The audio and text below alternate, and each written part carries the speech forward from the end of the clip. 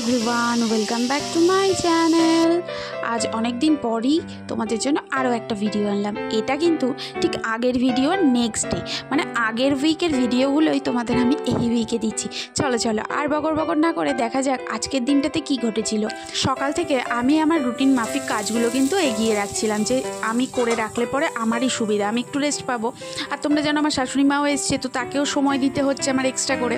আর তার রিপোর্ট করানো, রিপোর্ট আনতে যাওয়া, এই ব্যাপারগুলো তো আমার থাকছেই দৈনন্দিন কাজের মধ্যেও। তো সেই জন্য আমি সকাল থেকে উঠে টিফিন রেডি করে সমস্তটাই করে ফেলেছিলাম। এই যে দেখতে পাচ্ছ আমার মাও চলে এসছে। ব্যাপারটা ঘটেছে কি এবার তোমাদেরকে বলি। সকালবেলা হঠাৎ করেই টিফিন খাওয়ার পরেই শাশুড়ি মা বলছে তোমার দাদা বৌদিকে নিমন্ত্রণ করা হোক, আজকে আসার জন্য বলা হোক। আমি বললাম ঠিক আছে বলো। এবার বলার পরে তারাও কনফার্ম করতে পারছে না যে তারা আসবে কি না, আর শাশুড়ি মাও এদিকে ঠিক করে বলতে পারছে না আমি কি রান্না করব। তো আমি ভাবলাম এই তালবাহানায় অ্যাকচুয়ালি লেট হচ্ছে আমার, কারণ আমার তো পরপর কাজগুলো গোছানো থাকে, এবার সিরিয়াল বাই কাজগুলো আমার মিস হয়ে যাচ্ছে, মানে আমি প্রবলেমে পড়ে যাচ্ছি। তাই জন্য আমি কিন্তু ওই যে দেখতে পেলে না, ভাত, উচ্ছে ভাজা, ধোকার ডালনা আর একটা কী যেন রান্না করে ফেলেছিলাম। এই যে এখানে রয়েছে ভেন্ডি ভাজা, এগুলো কিন্তু আমার অলরেডি রান্না করা হয়ে গেছে। তখনও পর্যন্ত ওরা জানায়নি ওরা আসতে পারবে কি না, বলেছিল আসতে পারবে না। তারপরেই আমি কিন্তু বাকি রান্নাগুলো করেছি। হঠাৎ করেই তারা জানাচ্ছে যে তারা আসবে। এদিকে শাশুড়ি মায়ের শরীর খারাপ, তাকে আবার 1:30টার মধ্যে খেতে দিয়ে দিতে হবে, তার ওষুধপত্র রয়েছে, তো তাকেও খেতে দেওয়ার জন্য আমার ব্যবস্থা করতে হবে, কারণ আমার কাছে যতক্ষণ রয়েছে তার যত্নের যাতে ত্রুটি না হয় সেই দায়িত্বও আবার আমার কাঁধে রয়েছে। বুঝতেই পারছো আমি কীরকম সিচুয়েশনের মধ্যে ছিলাম। আসলে আমাকে কিছুই জানানো হয়নি, মা শাশুড়ি মা ফোনে নিজেরাই ডিসাইড করে ফেলেছে সব কিছু আমাকে না জানিয়েই। বাট কাজটা তো আমাকেই করতে হবে আলটিমেটলি, বলো। এবার যখন দেখলাম যে আমি নাজেহাল হয়ে যাচ্ছি, হঠাৎ করেই আমি মানে বুঝতে পারছি না আমি কি করব।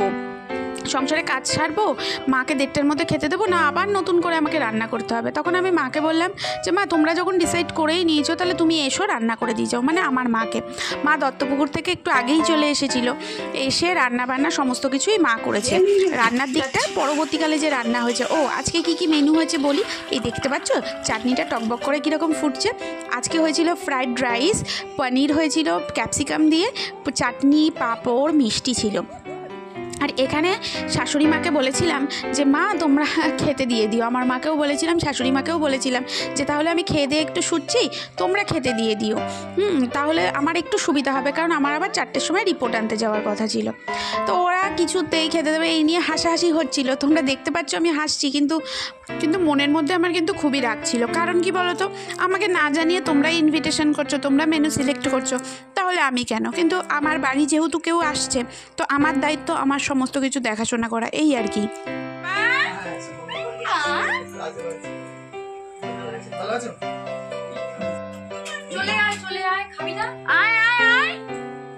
তাড়াতাড়ি আয়, তাড়াতাড়ি আয়, আমার কাছে আয়।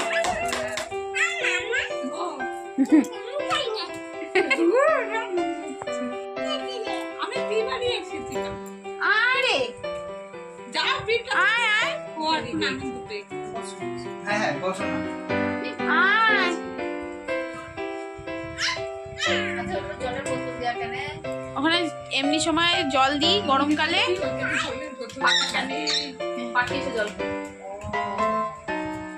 আর বর্ষাকালে টাইম। তুই কি পাঁপড় খাবি? খাবি না? তুই শুধু নাচ করবি? আমরা চলে যাচ্ছি, তাহলে আমরা চলে যাচ্ছি ঘুরতে যাচ্ছি। মেলা বসেছে তাই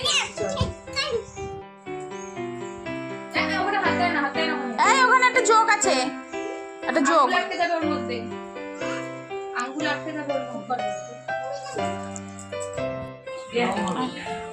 এখানে বস, এখানটায় বস, তুই বস। চাটনি খাবি? চাটনি খাবি? খাওয়া দাওয়া কমপ্লিট হয়ে গেছে, ওরাও চলে এসেছিলো 2:30টার সময়, তো আমরাও খেয়ে নিয়েছিলাম। তারপরে ওদেরকে খাওয়া দাওয়া করানোর পরে এখন ফল কেটে বসেছি।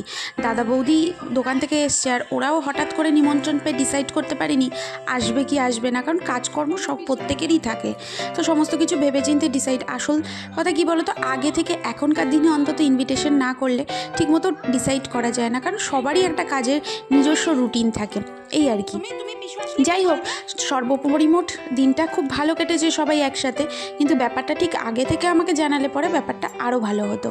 যখন জানালো, যখন আমাকে প্রয়োজন, এই আর কি। দেখো আমার সোহাগ বেটা এসে কিন্তু কি করছে দেখেছো তো, জানলার থেকে নামছেই না।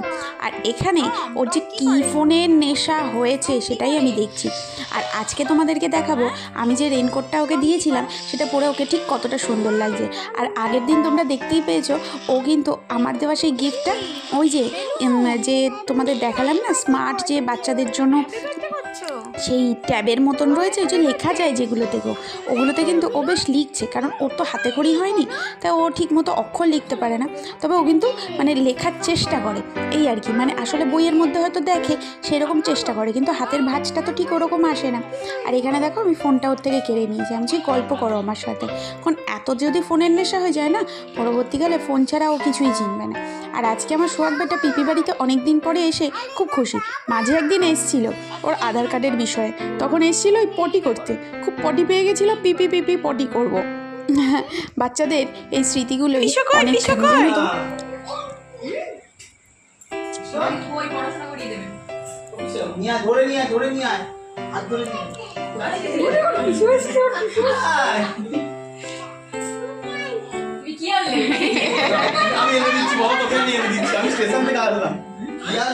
কি আছে চকলেট না, ওই যে পিসো বেরিয়েছে।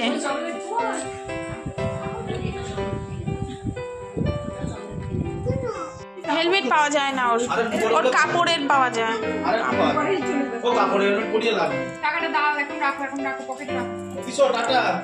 জুতো পরবে, জুতো এনেছি ওই যে ইয়ের সময় কিনে এনেছি, জামাই ষষ্ঠীর সময়। কি কেমন লাগছে আমার সোহাগ বেটাকে, আর সোহাগ বেটার মিষ্টি মিষ্টি কথাগুলো শুনলে তোমরা তো অবাকই হয়ে যাবে। তো চলো ও কি বলছে শোনা যাক। বাবাকে বলো একটা মাকে কিনে দেবে, বাবাকে বলো। আম্মা যাবে না, আম্মাকে বলো যাবে। আমাকে এখন নিয়ে যাবে না,